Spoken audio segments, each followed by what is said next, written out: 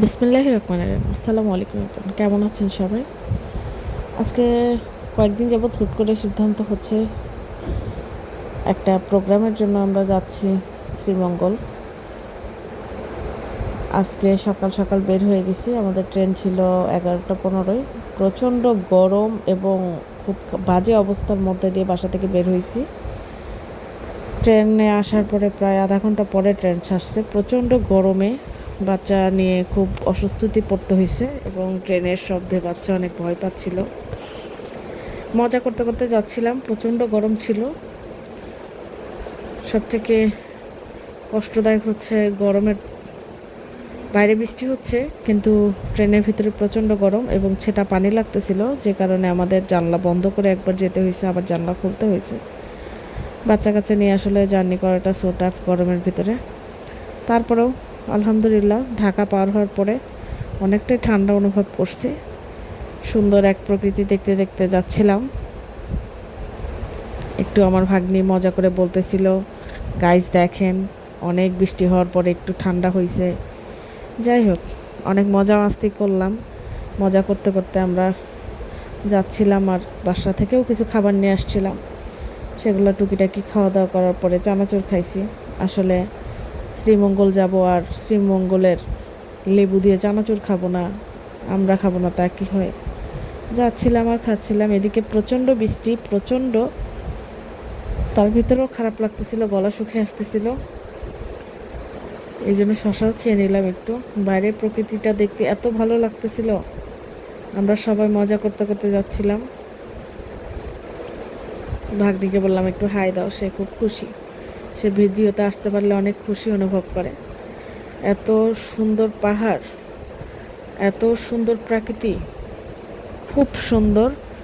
মাশাল্লাহ, শ্রীমঙ্গল আর একটা অপরূপ সৌন্দর্যের জায়গা। পাহাড় পাহাড়, এত সুন্দর গাছ, উঁচু উঁচু ডালপালায়, খুব সুন্দর লাগছিল এক কথায়।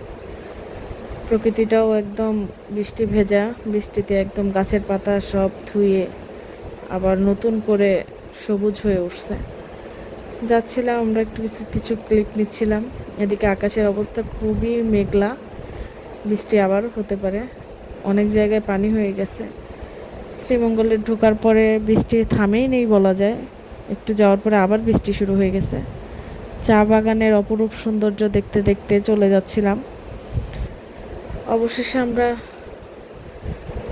সৌন্দর্য প্রকৃতি দেখতে দেখতে নামার প্রায় সময় হয়ে গেছে। আমরা নেমে যাচ্ছি। এদিকে আমাদের খুব ভিআইপি একজন গেস্ট আমাদের রিসিভ করতে আসছে, আমার কলিজের টুকরা। অবশেষে আমাদের একটা রেস্টুরেন্টে থাকার ব্যবস্থা হয়েছে, সেখানে চলে আসছি। একটু ফ্রেশ হয়ে তারপরে যাব। ফ্রেশ হয়ে অলরেডি আমরা বের হয়ে পড়ছি, কারণ প্রচুর বৃষ্টিতে ভিজে গেছি ট্রেনের।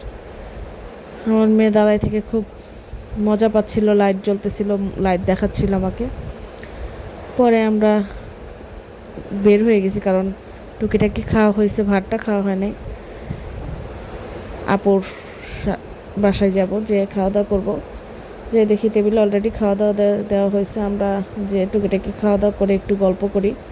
মজার পিঠা খাচ্ছিলাম, পিঠাটা এত মজা, আলহামদুলিল্লাহ আলহামদুলিল্লাহ, খুবই মজা ছিল।